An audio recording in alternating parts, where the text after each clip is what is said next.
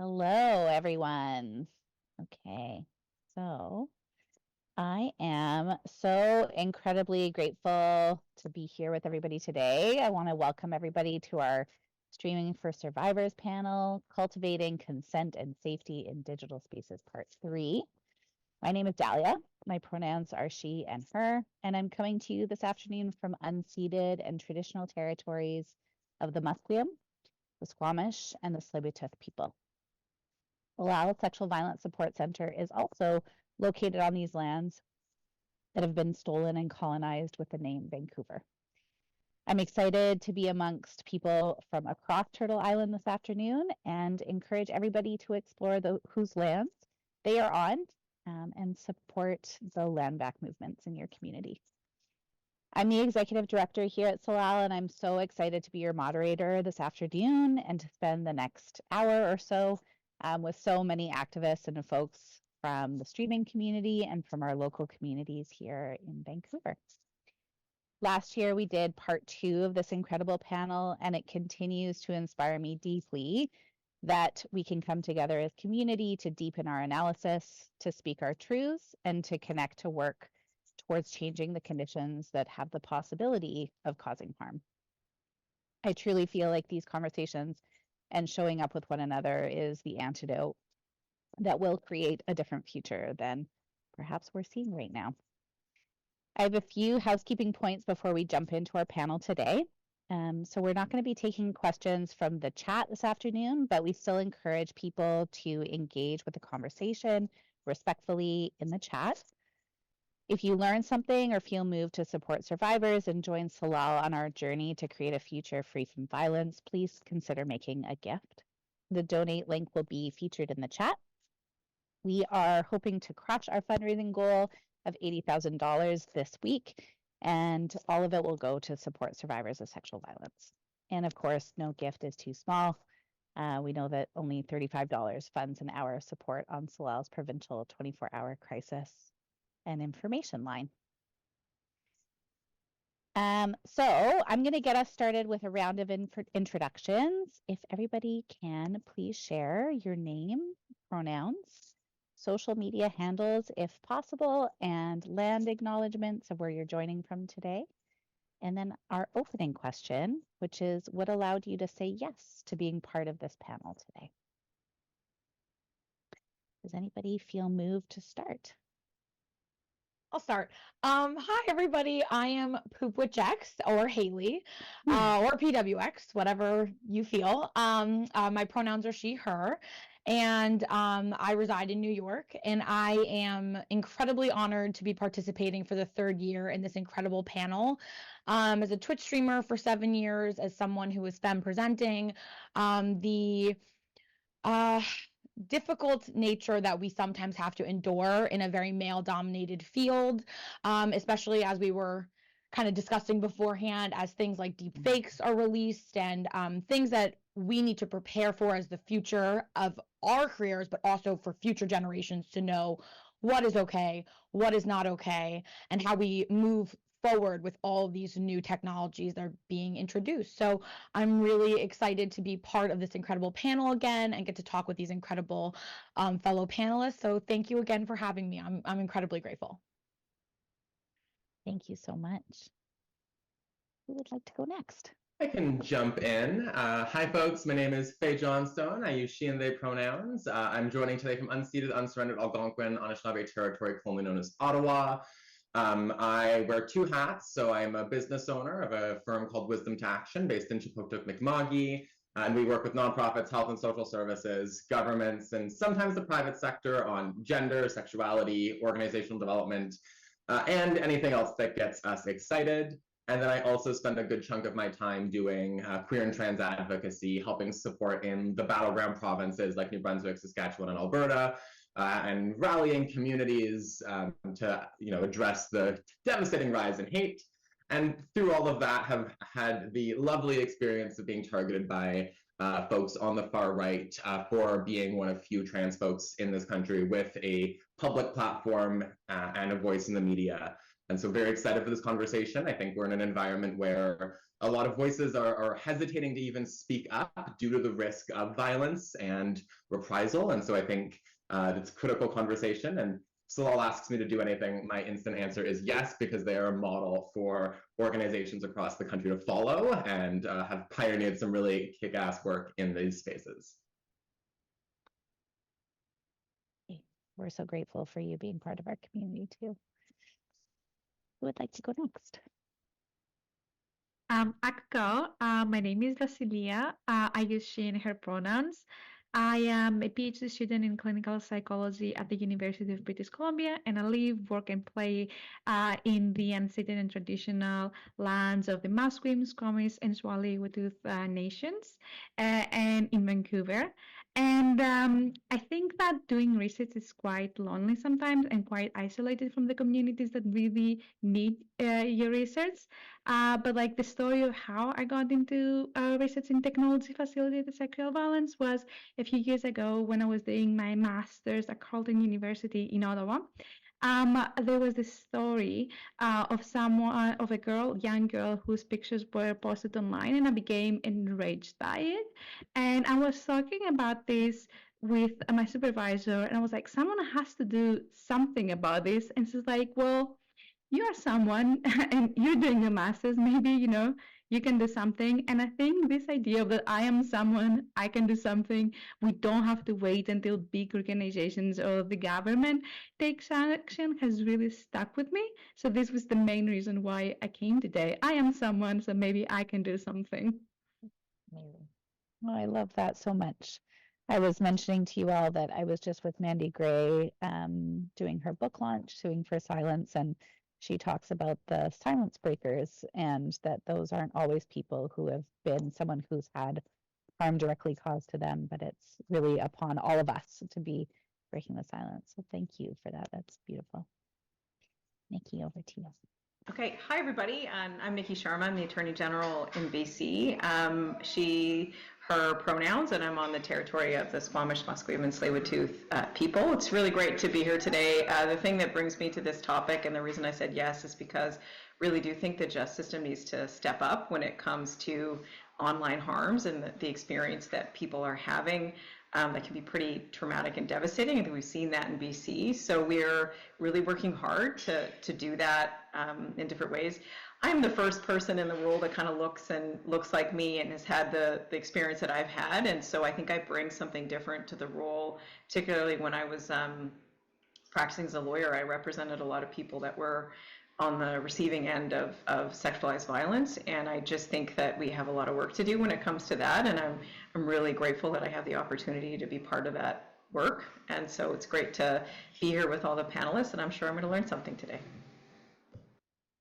Thank you so much, Nikki, for being here and for all of the incredible work that you've done just in your private practice, but also for the province. It's really been so inspiring to see what can happen when badass feminists are in government.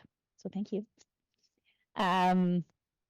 Okay, well, I'm super excited to be here with all of you. We did also say that we wanted to be living into our full humanity today. So many of us have animals and perhaps some children who are on spring break. Somebody who's drank too much coffee. So just a heads up that this is going to be a very human panel. You might hear some background noise. Please, we invite you to offer us and yourselves grace.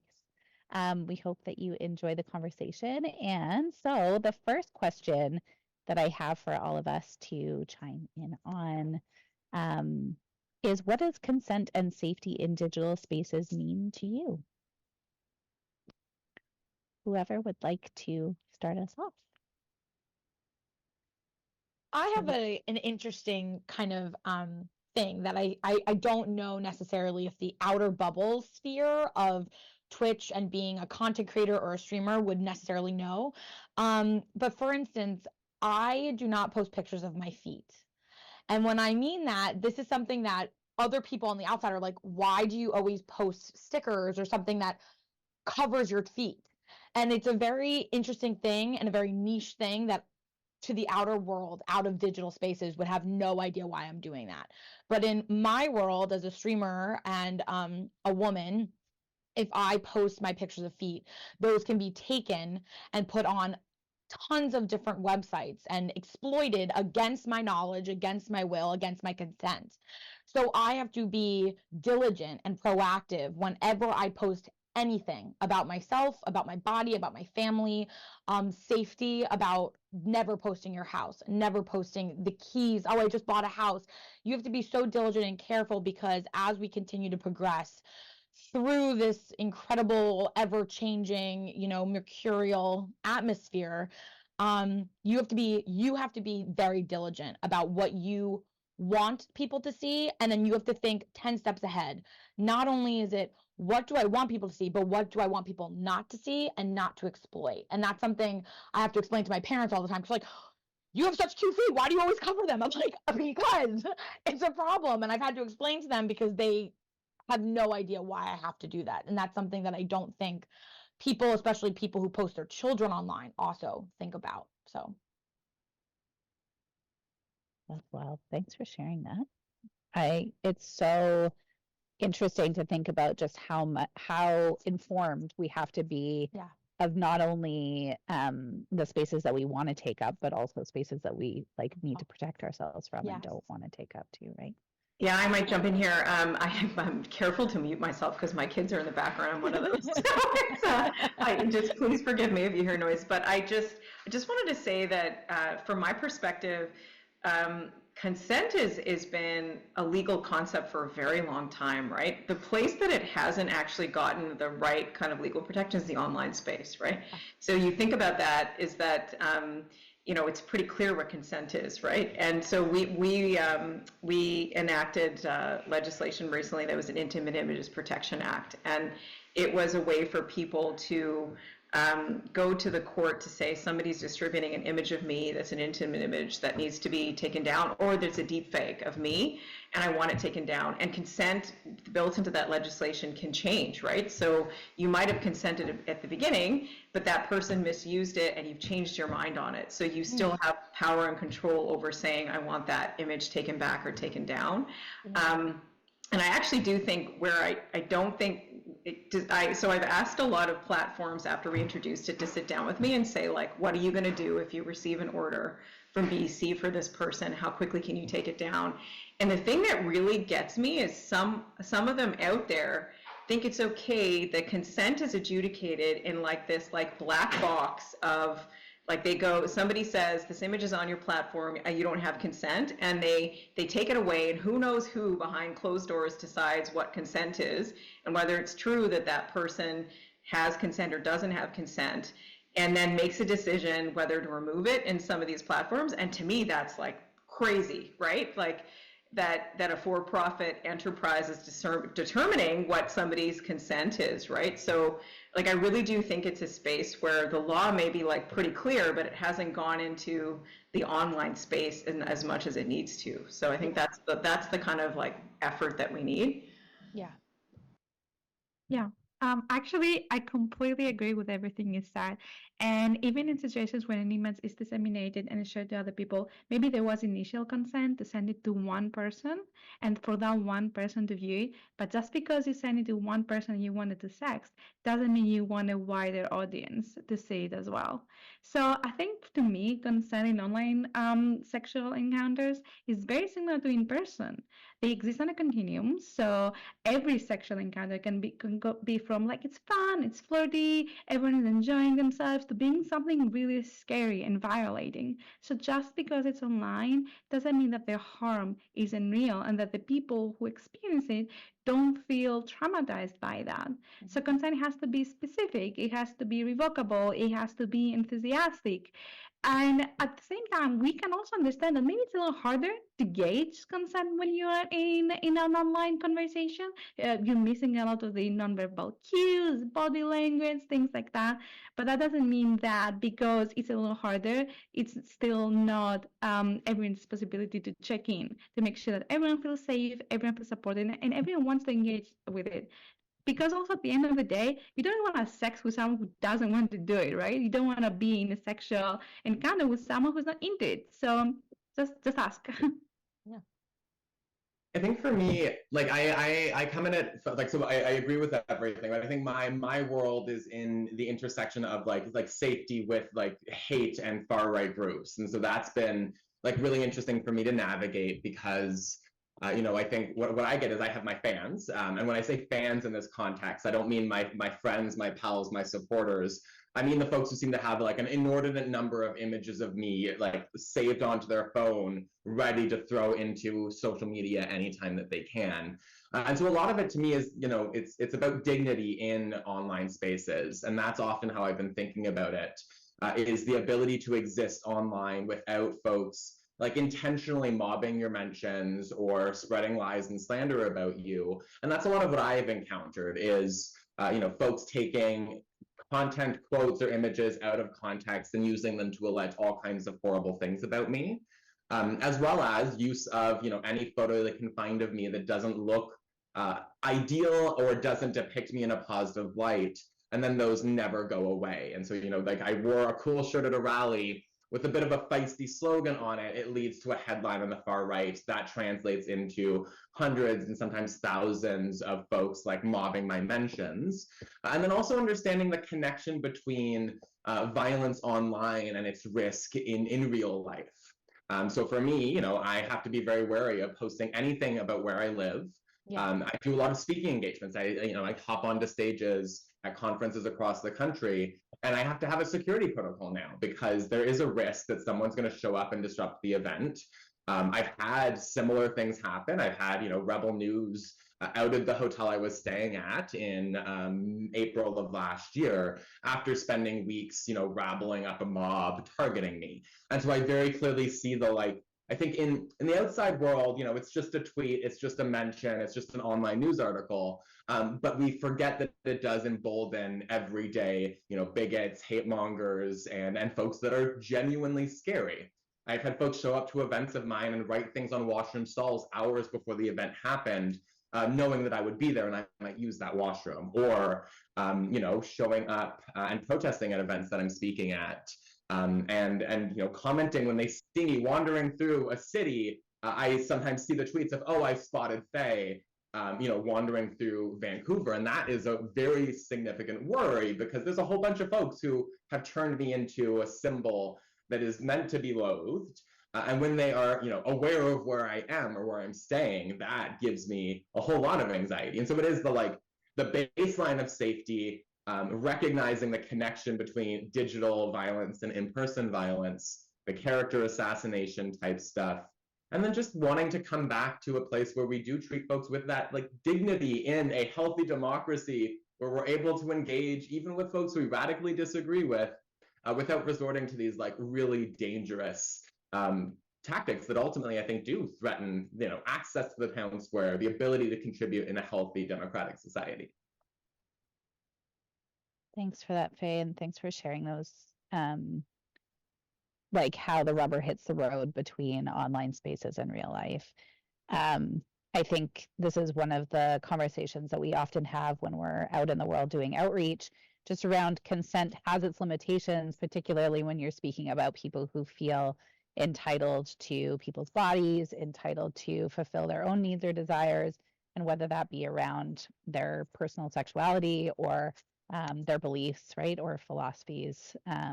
So I think it's a really important additional piece to add to the conversation that we can't always just be talking about consent as a basis that we all agree to get on board with, because as Nikki said, we on the books, our consent laws in this country are actually quite progressive, right? We need to have positive and affirming and ongoing consent, but when we're surrounded perhaps by people who are not interested in that, that becomes an entirely different thing.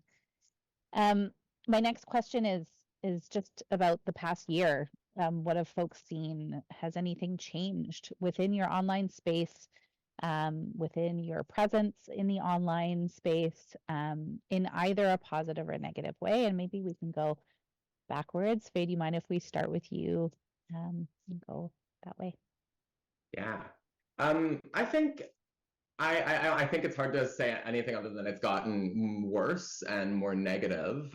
You know, I think Yeah, I play the role of being one of the humans who is like, who has the position of the platform to advocate against rising hate, which means that whenever something horrible happens, I get my face in the news, I'm responding in media, and inevitably, you know, a lot of bad things are happening right now, and a lot of hate is being mainstreamed. And so I have seen, you know, increases over the last few years in the amount of hate that I receive and the amount of hateful rhetoric and content out there. But equally, I've seen a lot more targeted at my peers and my pals.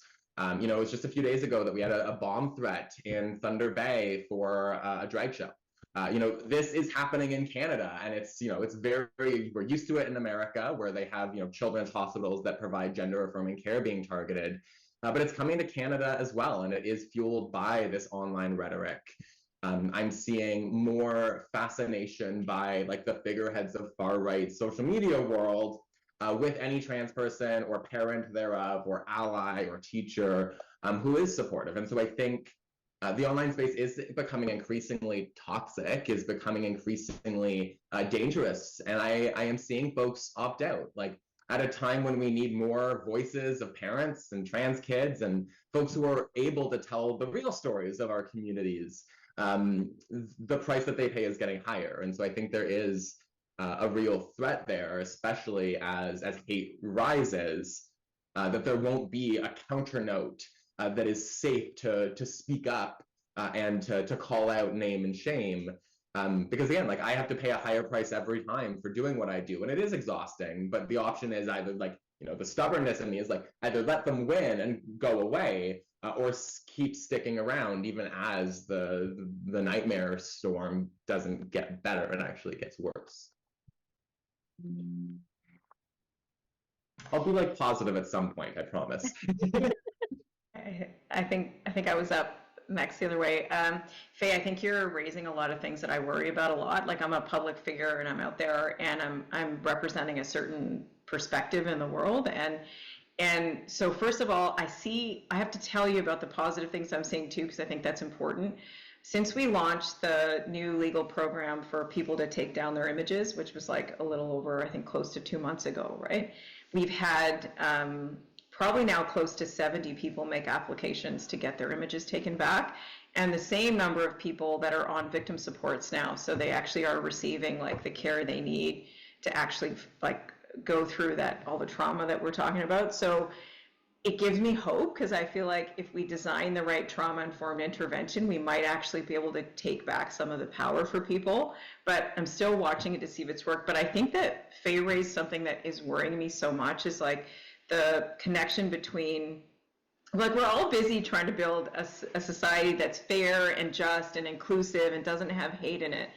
And every time it feels like it's decided that we're on that path, something else comes up, or something comes up where a community feels targeted, where hate rises, where the connection between the online stuff with those algorithms that feed this ugliness translates into real life, right?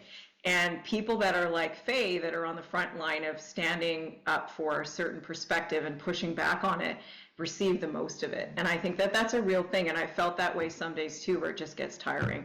But if we don't do it, then what happens? So it's important, but at the same time, like, how do you combat that idea that I still really do believe that most people on the planet are not hateful. They want to focus on the things they really care about, or really affecting their lives, like housing and healthcare and like getting their kids to school and all that stuff, right?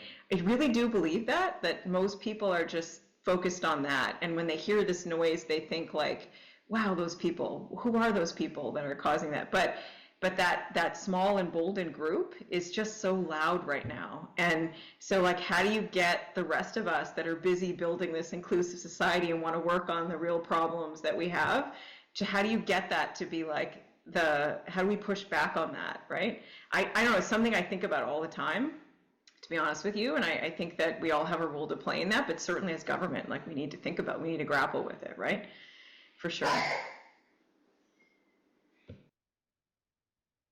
I think community is truly, like, oftentimes we're so busy doing our own thing and in our own little rabbit holes that it's hard to look up, but it's one of, I think, my biggest and deepest beliefs is just that as we can continue to show up with each other, and be able to call on people within our communities to work together towards this different vision, it's truly the thing that will make the changes.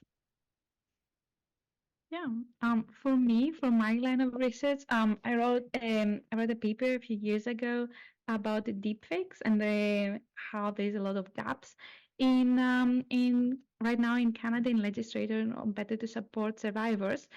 And I was giving this talk where people were saying, "Oh yeah, this is the problem of the future," and I was like, "No, it's the problem of the present."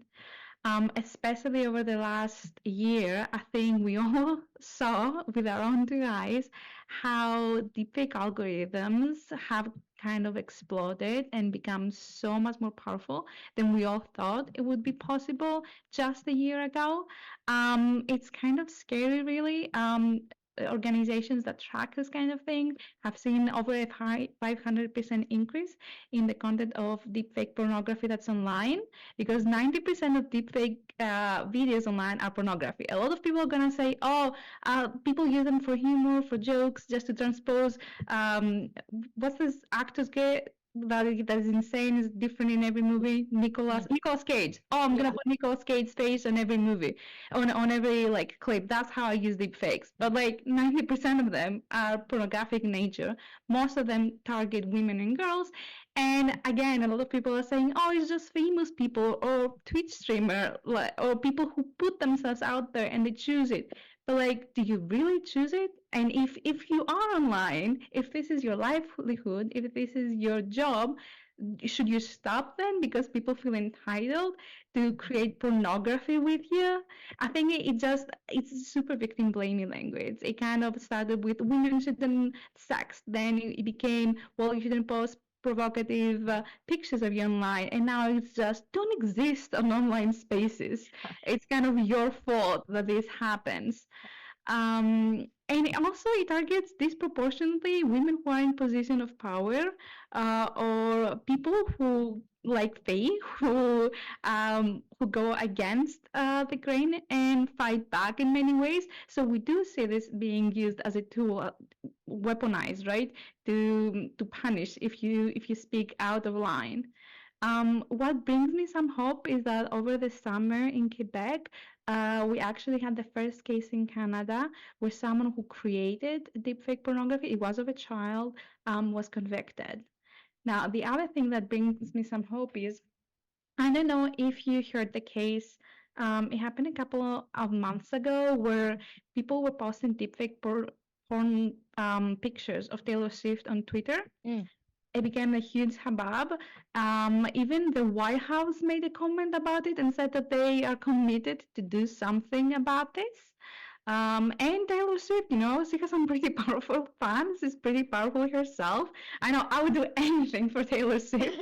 There's a lot of us out there. So this brings me a lot of hope that, like they targeted someone that is so powerful that can actually, make some change. And the youths, the young generation brings me a lot of hope. I see a lot of the conversation on TikTok, online. They seem to really stand for what's right in many ways. So, yeah, I guess I try to be optimistic. I think what everyone touched upon was incredibly poignant and powerful. And I think one of the things kind of looping us back to consent is just because you put something online, just because you're an internet personality, just because you're a celebrity, does not give consent or the right to manipulate your images, your persona, your body, your words, and create fake narratives of who you are. As somebody who has a space online, unfortunately, and I really, the victim blaming really resonated because, well, don't wear that. You get told, well, don't post that if you don't want that. Well, it's not the person's responsibility for you not to do the wrong thing. You have the power to choose not to do the wrong thing, not to be exploitative, not to do these nefarious acts that hurt people. Because I also think there's a misconception that if somebody's a celebrity, a politician, an internet persona, or anything, that you are not even human anymore. You're able to you relinquish your rights as a human being with feelings once you kind of make any kind of stance in the world. And I think for people like Faye and for politicians, especially again women, there is this real injustice that happens, I feel like, where you lose your sense of self the longer you're in the eyes of the of the world. The bigger your platform grows, the more and more you lose your humanity. And this internet spaces, unfortunately can be an echo chamber. And unfortunately, like Nikki said, the loudest voices right now feel sometimes like the most negative. And we're hearing this real aggressive, irate, angry demographic that I do believe, and I know it doesn't feel like that. I do think that they're this much smaller majority, but they feel enormous. And that's what happens. And that's the danger of the internet. Back when all of us, I feel like everyone here kind of lived at some point without the internet that we have now.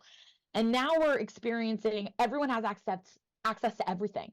Everyone can see and touch and look at anything. You have the world in your fingertips. And that comes great power. And I don't know if any of us have actually realized what that power is yet. And as we progress into the world of deep fakes, I personally, again, I can only talk from my experience. I dress during my stream. Would be considered something I would not personally wear. I wear sweatpants, I wear sweatshirts, I dress very comfortable, fully covered. And unfortunately, I do feel like in some ways I've adopted the get ready for the worst case scenario. So I post pictures that I think, okay, how bad could this get? I preemptively prepare myself for, could it ever escalate? Could it ever get worse? Could anyone ever go back if my platform continues to grow, go back and grab something and make it, something else? So as we talk about the youth and being young, diligence in the internet space, diligence and knowing what to post, knowing what not to post. I am very grateful that didn't have TikTok and Instagram when I was 13, because when you're 13, it doesn't even register. You don't realize who can be looking and who can be manipulating. So there's a huge responsibility on government to protect us, and then parents to instill really good an understanding of the internet. And I love that Dolly even mentioned before, like, oh yeah, it's good to kind of introduce them to these words. They're going to hear it eventually. I'd rather them hear it and I get to explain it than some stranger on the internet. So this space is always in flux. It will always be in flux. And in some ways we're just getting started, and the race is already really far out there. So yeah, I think that I see a lot of positive things, and I personally, I believe that I'm really seeing a lot of people establishing boundaries and holding them. And that's definitely what I've seen as new content creators come in, as new celebrities come in, they, establishing those boundaries and holding the line and making sure that they don't let things slip into the cracks. So Yeah. Thanks for sharing that. I think it's these conversations are so important, particularly when people feel that entitlement piece, right? It really does. And then I think you add that layer of like cognitive, I don't know, like untethering from what your actions and words mean on the internet. And you combine that with people not being skilled up with like emotional intelligence around how their words could impact people or where their thoughts have come from. And it can get pretty scary out there. The dehumanization element that Haley alluded to is really stands out to me. And also I think one of the things that I struggle with is like, we know like there are certain actors that are doing this and that are pushing it quite intentionally. And I don't know, and like they're not actors that are doing the explicitly horrible stuff, but they're ones who built like a crowd and a following. And I can see that, like I've got our boy John Kay going off because I was in the Walrus last year on social media right now, and it's like literally he's posting a picture that has a circle around my lower half, and it's just like, this isn't inadvertent. This isn't accidental. Like there is like money and influence and power and strategy behind this. Like they are trying to dehumanize and create a world where that is the norm. And I just don't know, like that is where I struggle, because they're not the ones doing the explicitly horrible stuff. Though John Kay pushes that line quite a bit. But they are engaging in a way, like they know the behavior that they're encouraging, Yeah. and they seem to desire more of that. And that's just a thing that I don't know how to grapple with when there is a political strategy behind what they're doing. Yeah. Yes. And yeah, I feel like the Taylor Swift example also really hit home on that front as well. And if I could just jump in on that, I think that's a really important point, is that sometimes I feel like in BC or in other parts of Canada, we feel immune to the kind of real craziness that we see in the States, but we are not. Yeah. And I think people really need to focus on what certain politicians are saying and the way they're saying it. And ones that want to ask for lots of votes right now. And I just think like that is such an important thing, is to listen about what the actual strategy about using vulnerable communities for fear to get votes. Yeah. I just think that that needs to be called out every chance it happens, because there's real power and influence connected. It's not just these like trolls on the internet, right? Oh. It's a political strategy for some portions of our partisan politics, right? Yeah. And they use like they use very subtle words sometimes. They use words that are not directly like calling it, but they are deliberately doing it. I just think that needs to be called out every time it happens. We need to think in BC that, you know, where we're all from different parts, but I can speak for British Columbia, we're not immune to that. And people need to just be really clear when it's happening and call it out. Like I think that needs to happen. Yeah. I think sorry, I'll let us. No. Like, so I absolutely agreed, Nikki. And I think that's I think the public doesn't, like, that doesn't reach through to the public consciousness on these things, because they've got a great slogan. They've got comm shops that work it into something that they hope is palatable, but then does fuel that divide. And the rest of the world doesn't see, like, most of us don't pay attention to politics each and every single day. I live in Ottawa, and, you know, we might have an elected official on the call, so there are exceptions to that. But most folks are seeing the headlines or seeing the rhetoric, and they don't see that, you know, in these provinces where we're seeing regression on the rights of trans kids, for example, like they are doing it for cynical political reasons, and it's because they're failing to deliver for their families and communities in those areas. You know, Alberta has a healthcare crisis, and they're not fixing that. Instead, they're legislating the rights of trans kids to help a premier bring more of her social conservative fans into her base to keep herself in power. And so there is a cynical political mind behind this. It's not just your uncle who's a homophobe or a misogynist going off on socials. Yeah. And as somebody from the United States, I will say that, yeah, I feel the same way, Faye.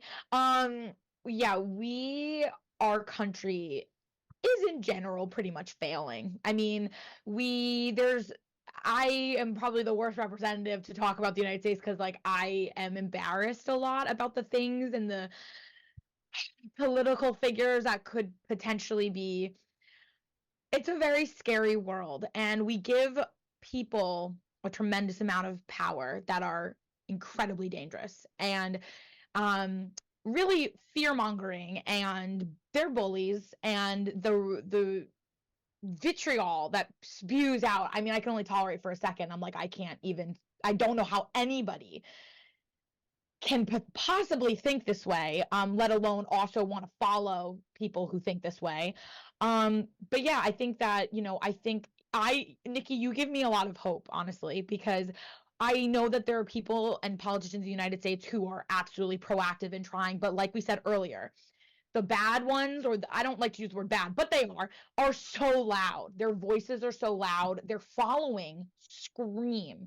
Whereas when you have people who I really do believe are on the forefront of change and really trying, you just don't hear. It's a much more quiet murmur, but I'm hoping that that quiet murmur will still amount to not letting the terribleness take root again.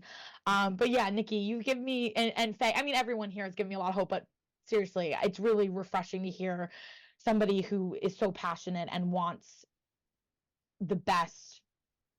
It's really great. I was just going to say that I think I love where this conversation is going. I think that backlash is such a real thing that we all have to constantly be mapping. Yeah. And I think literacy just around the co-optation of language that has arisen to move progress forward that is being used by folks who are trying to actually move the pendulum in the opposite direction is something that many of the people that kind of live in the middle parts of thinking about things and maybe see themselves as very objective thinkers or are identify as neutral on the political spectrum might be very influenced by language that folks are using. There was recently a bill before the federal government around fetus rights within domestic violence situations, and the language that was used was very much about like increasing safety for women, using all of the research that feminists have done around the increased risk that women face when they're pregnant and leaving abusive relationships, and that was actually being used to open up the conversation around abortion. But many people didn't see that or understand that, right? And so really also thinking about how we can empower ourselves and gain access to voting and being in communities that we are consenting to being a part of, by increasing our kind of analysis and understanding of how backlash is working very actively. If I can add one last thought on this, Of course. I love that. Like, I think we don't always recognize, like, when we look at Alberta right now, for example, this is like putting my political hat on a bit. But I think we imagine issues as separated from each other. And I think the opposition has done a really good like divide and conquer strategy here. And so it means that we don't recognize when an attack on another community is actually a subtle attack on ours. And that's what I love to like point out when it comes to, a government literally putting itself between trans kids and the healthcare they need. That's not because they care about trans kids. That's not because they're worried about 0.1% of the population. That is because if you set that precedent, the ease of introducing a pro-life, anti-choice ideology and agenda into mainstream politics is made that much easier. Yeah. And then the second thing I like to say, and that is maybe my first positive contribution so far that is more happy, is remembering why they're coming for us. And they're coming for us because they have lost every major battle in 50 years. We have changed the world for generations of young women and girls, queer and trans people.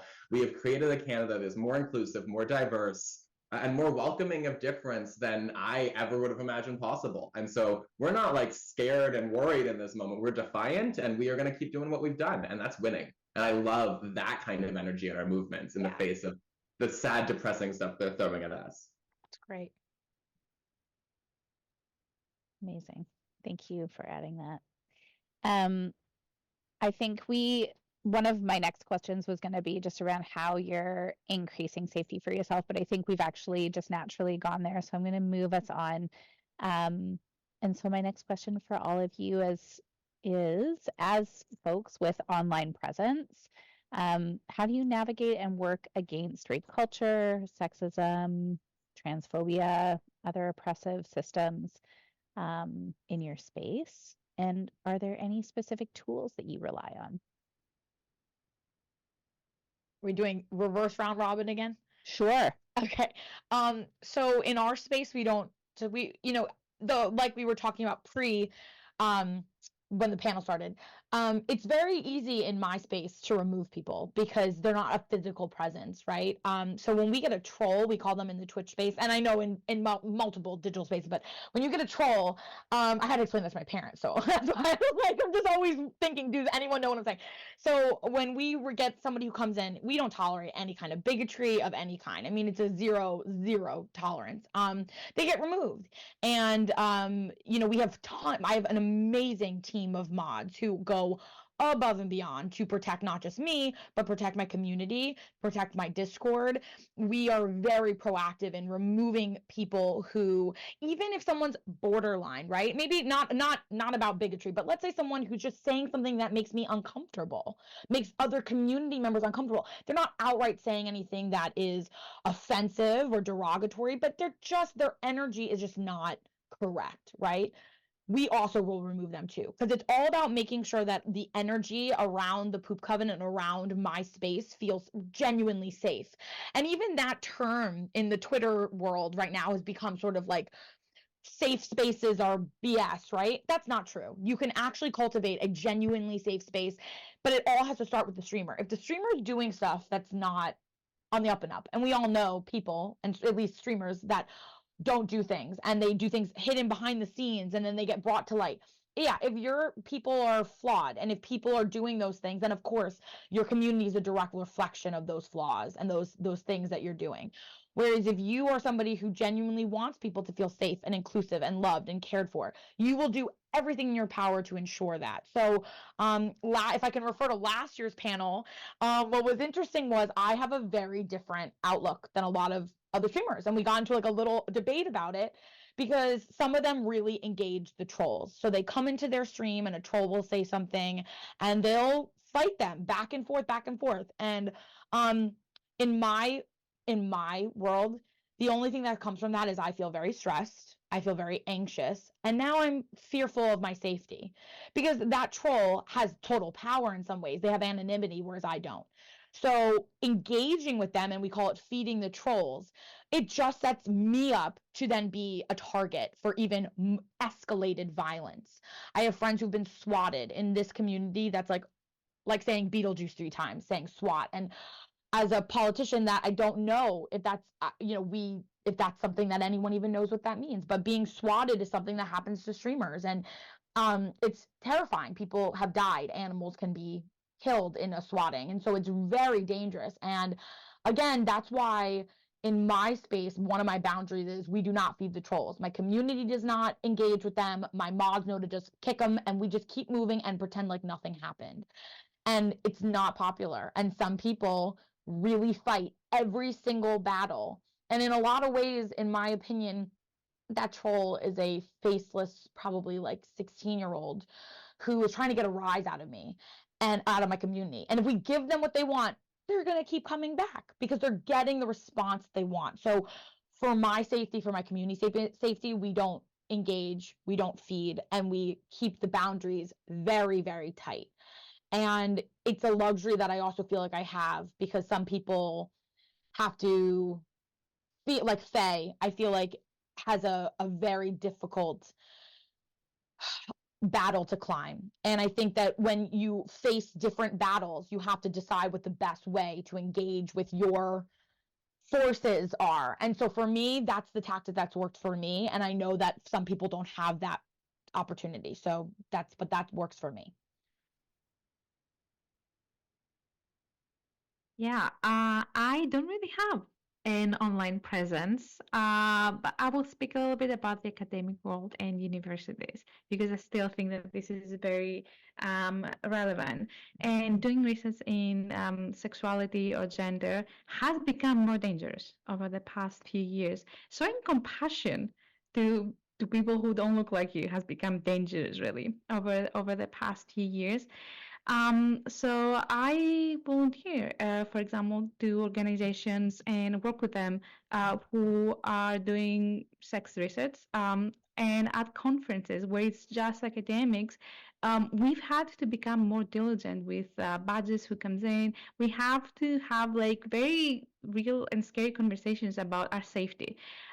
Because there are people who will know that at the International Academy of Sex Research, that is very like at the forefront of trans research, of gender research, of sexuality research, is going to be at that hotel over the next few days. And we do get some pretty credible, maybe threads on Twitter, people saying, oh, it wouldn't be a bad idea to go there and do something, right?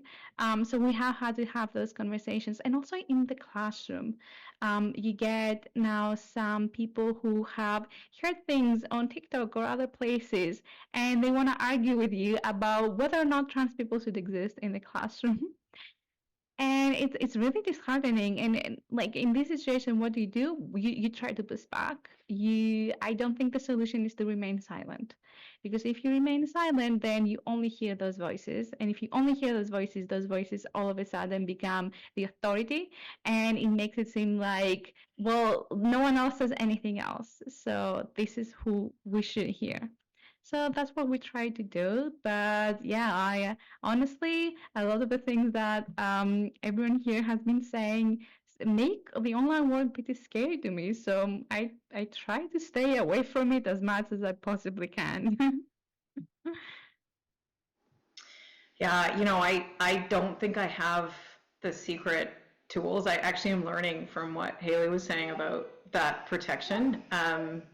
I would say that just my personal way that I've done it is exactly what you said, which was that if you let that get into your head, if you let that person's comments be that thing that throws off your day or gets that anxiety, and because nobody's immune to that, we're all human, right? As much as we can think we're like the thickest skinned people and it's just some random troll or whatever, I think probably have all experienced something hateful or some kind of discrimination, that you have that wound, right? So when you read that comment or you see that thing and you try to engage with it, you just are engaging in that trauma and that pain and that anxiety, and you're not going to win because it's true. Like you have maybe like this ability to be you're a public, so the person can stay in their private, who knows if their picture's even real, right? Right. So I don't engage, and I have and I understand I'm in a privileged position because I have a staff who sounds really naive, but I remember one of my first speeches as AG, somebody said, "Oh, you must get a lot of hate or a lot of stuff online. How do you handle it?" And I said, "It's not that bad." And then my staff person started laughing and said, "I delete those comments. I block them so you don't see them." And I was like, thank God, because I actually don't know the tool, and I think that instead of like focusing on responding and maybe this is not right, I think I should focus on what I can do to make it better for people, right? Like what can I do to help the person that doesn't have the protection or privilege that I have, right? In my role. But I don't have a magic bullet for this one, and sometimes it does get in my head and I have a crappy day because of it, because I think, oh, like, that's the world, right? And so I mean, it's a good question, and I wish I had I am learning, so. Well, I think for me, I mean, step one piece of advice is don't read the comments. When you fail to do that and you read the comments anyways, don't read the comments after the comments, and don't search your name online. It's not a good time.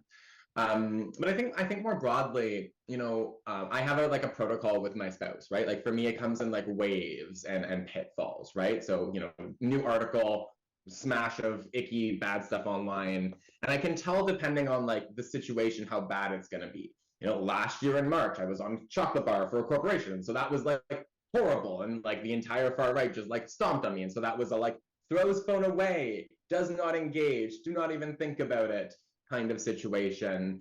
And then being able to like have the people in your life that you can lean on who can be there with you when it really sucks. Like I have to have a very polished, somewhat respectable public persona. And so it's like Faye the activist, not Faye the human. And part of that is my own like control and boundaries. I don't need everyone to see the mess that I am dealing with, some of the nightmare stuff. And that's my story, and it's one that I choose not to share too much. But I have a relationship with my partner, with friends, with family, where I can tap them in if I am like feeling the overwhelming ickiness of everything. And then having like strategies. Like I have a resource that goes to everyone who brings me on as a speaker that has like, here are the steps, here's how to vet, here's everything that I need to be safe. And similarly, whenever an event is promoted, so steps like that. Blockchains, I don't think they work as well as they used to, but on X, they were a really nice resource of just like, you get a blockchain set up. In essence, it means you can choose a human and everyone who follows them is now blocked. Do that to like Matt Walsh or Jordan Peterson, and you'd be shocked how much better your life gets. And also blocking them and all their pals means they're less likely to see your content in any context, so they're less likely to get angry with you. So I think those are a few of the steps that I've taken. Be mindful of what you've posted in the past is another piece of advice. I used to work as a sex shop, loved that part of my life. The bad guys love it as well. I wish I had less pictures of me holding sexual health products. And, don't post pictures of your home is another really great piece of advice that I wish I had learned earlier. And so steps like that, it's not to back away, but it's to make informed decisions about what you share, how you share it, and to assess your risk and how those can be manipulated or jeopardize your safety. And that's a skill that everyone should have. You have to worry about it more depending on your identities, the kind of work you do, and all that. But just to be mindful and to have that moment of, do I want to send this? Have I had a glass of wine and am I in a bad mood? Just some of that piece to keep yourself safe. Yeah. Those are really good, important tools and hot tips. Thank you, everyone. I'm gonna do a little mishmash of questions here because we're getting close to the end of our time. We've talked about the laws a little bit and just how on the books many of our laws in Canada, I won't speak for the US because I don't know them as well, but they're actually quite progressive. And we also know that like human behavior hasn't necessarily caught up to the laws that we hope for people to abide by. And in the online space, oftentimes we know that there's kind of a lag in some of the protections. So if you have one thing that you would hope that people could skill up on or start to practice in their life when they're engaging online, what would that be? And what does the future of safe digital spaces look like for you? If you had your magic wand, what would that look like? Faye, can we start with you? I mean, I never do that anymore. I'm like a Zoom, I moonlight as a Zoom I'm like, oh God, it happened. I think on the what does the future look like? I just love the world. Like I remember when we were all on Facebook, and like I still have my Facebook memories, and I would post like the stupidest things, and it was like this wholesome little space. Like I every day I look at my Facebook memories, I'm like, oh my God, 13-year-old me. Why were you posting these? And I love the energy that actually gives me of a time when I felt like I could be like activist Faye on Facebook, but also like a real human being Faye. And I think that is the dream that I want to get back to, where you don't have to gut check because of the risk of something being taken advantage of. And where folks can just like be wholesome and cute and fun. I want more pets on social media. I post my ferrets every time that I can. But that is the future. Like it's where we treat it as we do real life and don't engage in this like distance and dehumanization that happens too often. Yeah, it's a good question. I actually think about it really as somebody who is in government and a lawyer, and I think that the space in the future is about everybody confidently knowing how they're protected, like what they can do if some line has been, because we have that in society, right? Like if somebody yells the things that they might say on the street with me, I kind of would probably know what to do a little bit more, or have like some idea of like what my protections are. But I just think we need to really work on that as governments across the world, and have people have the confidence to create like safe places to do things like Faye's talking about. Go back to that time where it was like part of our life where we didn't feel like we were going to get attacked when we were on it, and what that means. And so, yeah, I think that's the work that I want to do while I can do it.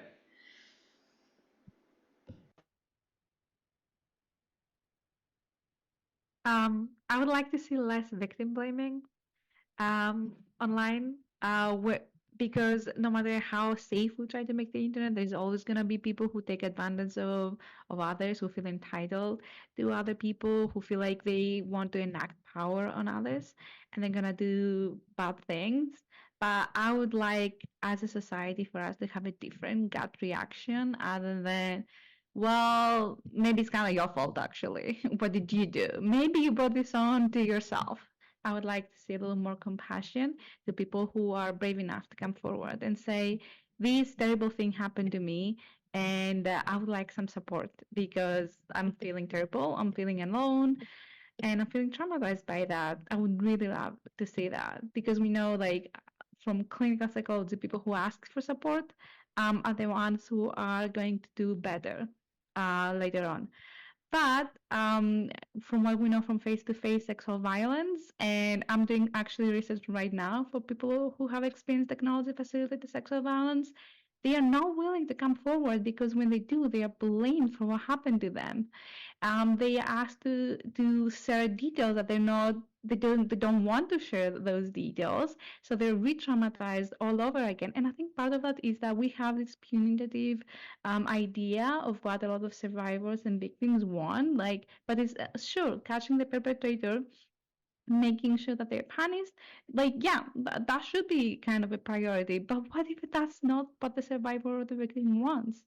The first priority is probably to remove the content online, to create a space around them that's safe, and to move forward and heal. So yeah, I think that, like, keeping those things in mind, being more compassionate and validating and supportive of the people who experience this harm, is where I hope this work takes us. You guys brought us so many wonderful points. I think on a micro scale, in my little Twitch bubble and content creator bubble, I really hope that future streamers don't fall into some of the pitfalls that I fell into, allowing people in my space that were um not safe because I was so scared to rock the boat and say no. Learning that no is a full sentence, and starting boundaries and actually sticking to them. I really hope that in my, again, little micro world and in the world in general, like, that is something that people really like lean into, and creating healthy boundaries for yourself so that you have peace of mind, you could go to sleep and not be fearful. And then also for your workspace. And then on a more macro scale, my biggest fear is the deep fake stuff. And I really want legislators like Nikki to and in the United States, I would like that seems like that could snowball and become very scary and dangerous for women in particular in this space. And then I don't have children, but I would be very careful about posting my children's face or them in a bathing suit or anything that used to, like Faye said, just be memories and nostalgia and bring happiness and joy. And now I want to make sure that our future generations are not already being victimized before they've gotten started. So I really hope that the governments, not just in North America, but in the world, know the power that AI is going to bring. And maybe, like, at a certain point, do we say, no, we don't need this? Where is this going? What is this used for? What is the purpose of this? And really look at humanity's reflection and decide maybe we don't need to go down this route just because we can, because we're humans and we're always pushing and innovating. Like, when does innovation become disastrous for no reason? Like, I personally don't, no one has given me proof that deepfakes do anything positive yet, and I just don't see it yet. It's funny, we actually, sorry to digress for a second, but we actually, on my stream, we went through a bunch of deepfakes of like puppy videos, and then I asked the community. We have amazing tech people in my community, and we asked, can you tell, is this real or fake? And right now, other than the hands sometimes being weird, people are like, I can't tell. We have real puppies. We don't need deep fake puppies. We can take a video of real puppies playing. So I want someone to tell me, what is this going to do that's positive? And once I see that, then I could go, okay, maybe this will be great. But right now I don't see it. And all I see is people like me and Faye, who are in the public eye, Nikki, who are in the public eye, who that could just end disastrously. Because I know, as somebody who's been so diligent trying to keep myself in some ways wholesome, covered, I would be devastated, truly, if I was exploited in that way. It'd be gut-wrenching. It's not, and that's not to say that I don't think that women and men and anyone who wants to partake in that kind of, I think it's amazing. It's your body. If it's, as long as it's consensual, you want to, no one's forcing you to do it, but I'm not consenting to it. So I want to make sure, I want someone to tell me and prove to me. Otherwise, we need legislation against this, or we just need to stop it in its tracks. So that's what I'm hopeful and fearful of for the future. Yeah, thanks so much. I really think that, yeah, really honoring people's bodily autonomy is like trusting them that they are the experts of their lives, that we can each trust each other with our own lives.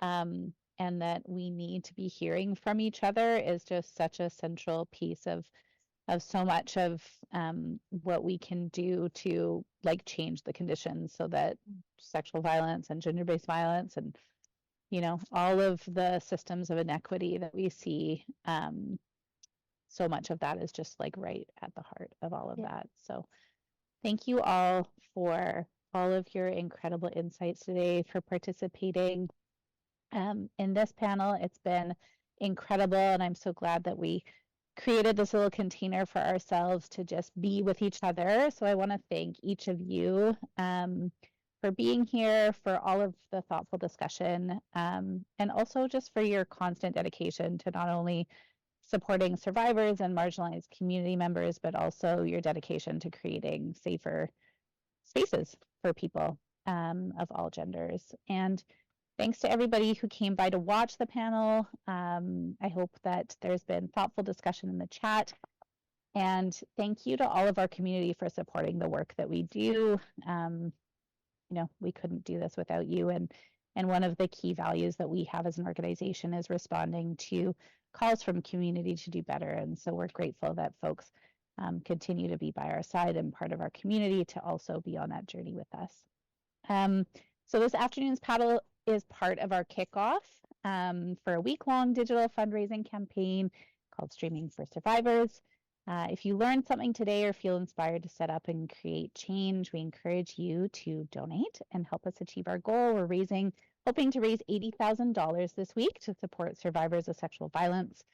And as we said earlier, we really feel like everybody has a role to play in ending sexual violence, and we encourage you to stay in touch with Salal, but also all of today's incredible panelists.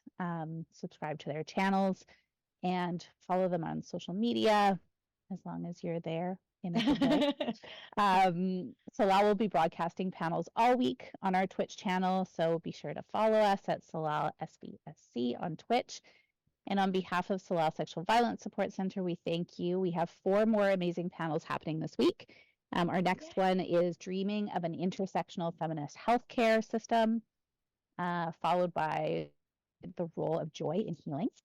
And then one of my favorites, which is Problematic Media, Part 2 on reality TV and mostly romantic real-life TV shows. And then the last one this week is D&D 101. It's more than a game.